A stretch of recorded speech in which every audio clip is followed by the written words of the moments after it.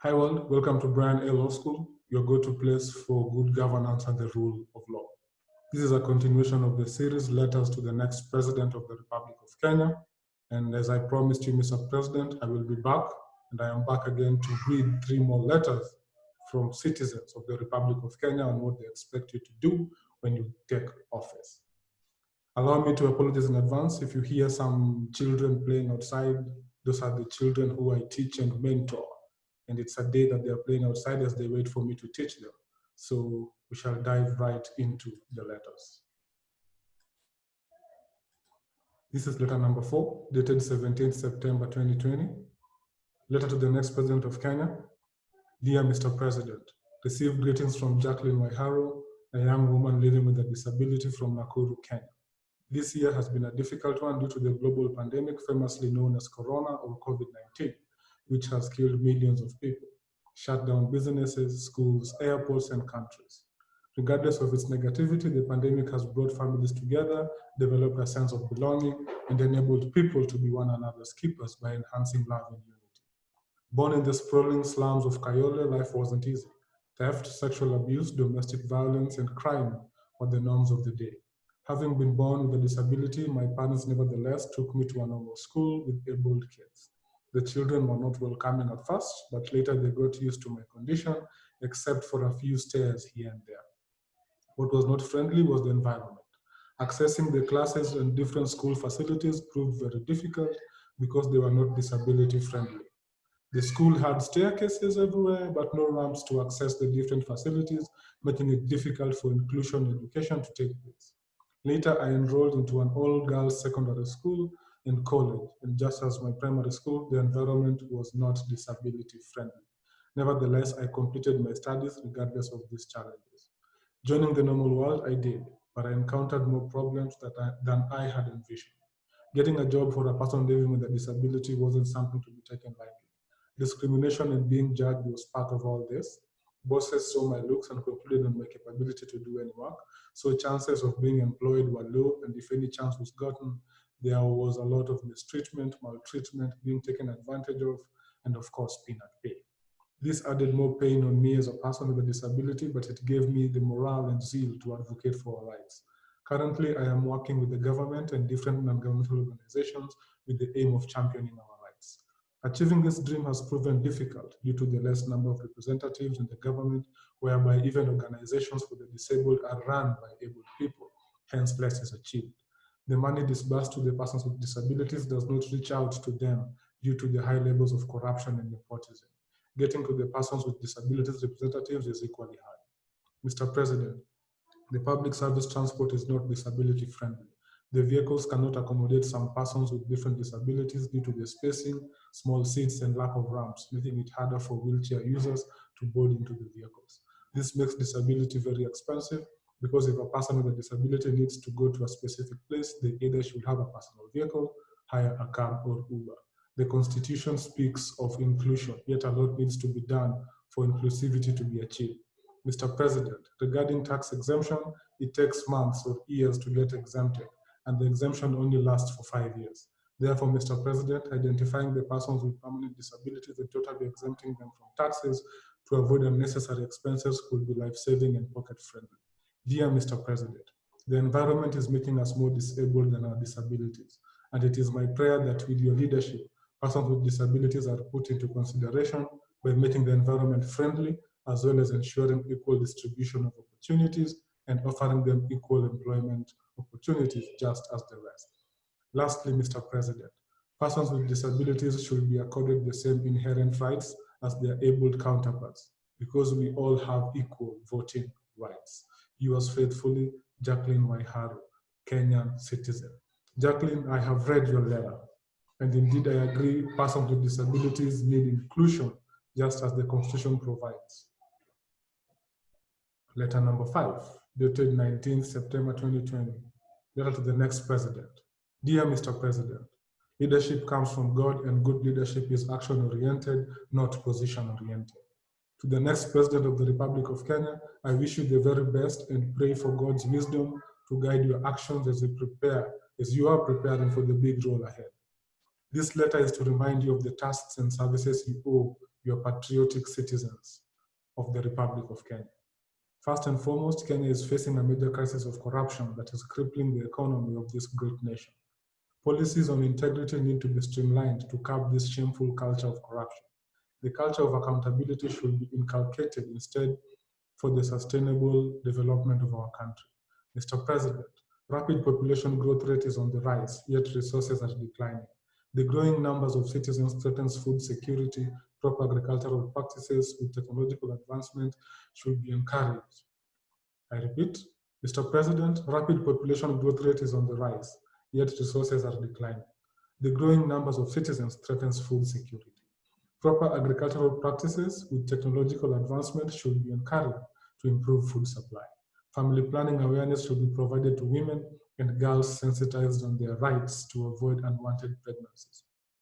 Mr. President, unemployment is also a great problem that is facing Mother Kenya, especially for the youths. This endangers the Kenyan economy with many graduates with no jobs, famously degree of doubt, leading to various social crimes, prostitution, gender-based violence, robbery with violence, and even mental frustrations with depression among the citizens. Further, rural-urban migration is of concern in the country, for it has led to congestion in towns, increased crime rates, poor living standards, and neglect of the rural areas. The devolution system should be heightened and held accountable to creating jobs to such areas, thereby minimizing urban congestion in search of daily bread. Dear Mr. President, there are also infrastructure problems. Infrastructure is one of the greatest contributors of a country's economic progress, since businesses cannot be started in places with improper roads due to poor access to such areas. Good transport systems will attract institutions, hospitals, and social amenities, leading to the development due to the accessibility of different parts of the country. Mr. President, political instability and political differences will hinder the growth of a country. This is because it leads to tribal clashes, which prevent people from settling in peace and safety, thus leading to increased refugee camps. Clashes claims lives of people, and this in the long run breeds a country of hatred with zero economic focus, derailing our 2030 vision. Mr. President, Kenya should spread, forgive me about that. Mr. President, Kenya should spread on love reggae instead of political propagandas and incitement from its political leadership. Environmentally, Mr. President, floods have become a major threat to the country each year. Floods threaten the food security of our country, swipes away citizens' residential dwellings, with worst scenario of losing the lives of citizens each season. The planning and disaster management team should take mitigation measures early enough, create awareness, research on permanent solutions, and come up with a different approach to this to avoid the negative impacts floods bring. Dear Mr. President, there is little to zero know-how in the country. Creativity and innovation should be cultivated among youths and women, with the general public, especially youths, being motivated and taught ways of being creative and innovative to help in resolving problems in the country. For instance, citizens fly abroad to India for medical treatment due to lack of trust in the Kenyan medical services. Also, poor systems developed to address sophisticated medical challenges in the country force Kenyans to seek treatment abroad. Mr. President, look at the engineers the country is bringing up and let them gain the right skills, especially the infrastructure engineers in the country. Kenya should not outsource engineers from foreign nations, instead empower our own to take up the tasks. This should be resolved by investing in child brains and engineers from our own through quality trainings with pragmatic approach to problems. Dear Mr. President, Kenya being a third world country, the government needs to be up and face the reality of where this great nation is heading. I hope that you will play a major role in spearheading our country to better livelihoods with great economic empowerment programs. God bless you. Yours faithfully, Howard Kivisi, citizen of the Republic of Kenya. Howard, I've read your letter. Indeed, very detailed, and the next president should take notes. Letter number 6, dated 22nd September 2020, a letter to the next president of the Republic of Kenya. Dear Mr. President, my name is MERCY Ngima, a Kenyan citizen born and raised in Nyeri County, and below is my letter to you. Mr. President, I write this letter on behalf of all the unemployed youth in Kenya. I am a Kenyan youth who has experienced the wrath and heartache that comes with being educated and unemployed. And my plea to you, Mr. President, is that you make it possible for the youth to easily access jobs or even accessible funding that will enable them to start their own ventures in different sectors in the economy. Mr. President, I read this letter having experienced firsthand the trauma, shame, and difficulty that unemployment causes to a person. I am a holder of a bachelor's degree in law, and not for once, Mr. President, did I imagine that even with my degree, it will be so difficult to secure even an entry job in Kenya. There are so many others with such qualifications who have opted to stand on the roads with placards, asking for any job that will enable them to provide for their daily bread. Others have ended their lives due to depression, as they cannot comprehend why they wasted their time in school, and yet their skills cannot secure them a source of livelihood. The competition for jobs is very high, as the number of youths who are currently unemployed is already at the 700,000 mark. Most of these youths have gone through school via the sponsorship of their parents, who in some cases even sell their only source of livelihood, such as cattle, to put their sons and daughters through school.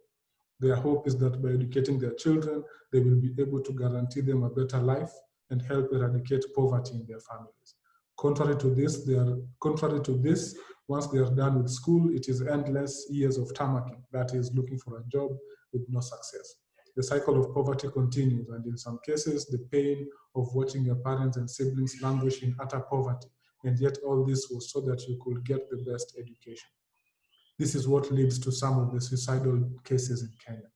How can I watch as my elderly parents go to bed hungry, yet I cannot even secure a common job with my qualifications? Dear Mr. President, we as Kenyan youths are suffering immensely owing to the fact that jobs are not available, and yet we are qualified and ready to work. We humbly request that you put measures in place that will help eradicate unemployment in Kenya, not only for the youths, but also for each and everyone who is currently unemployed. This will help a great deal in motivating the youth to be better citizens and also in eradicating the cycle of poverty that is so common here in Kenya. Yours sincerely, MERCY NGIMA, citizen of the Republic of Kenya. To the next President of the Republic of Kenya, I have just read for you 3 very deep, detailed, and passionate letters from concerned citizens of the Republic of Kenya. I hope that you will take into account this pleas by Kenyan citizens in this video, as well as in the previous videos. To our viewers, kindly please, if you have not subscribed to this YouTube channel, Brian L. Roscoe, subscribe. Send your letters to bbaadvocates@gmail.com. The email address is given in the description box below. Let us read more of these letters. We want to read these letters every day. For those who are sending your letters, thank you very much. I will dedicate my time, as I promised, to read these letters. Subscribe to this channel, share it widely, and let us read letters to the next President of the Republic of Kenya, for it is time that we change, and it is time as Kenyans our voice be heard, for we are the people. Till next time, Brian L. Roscoe.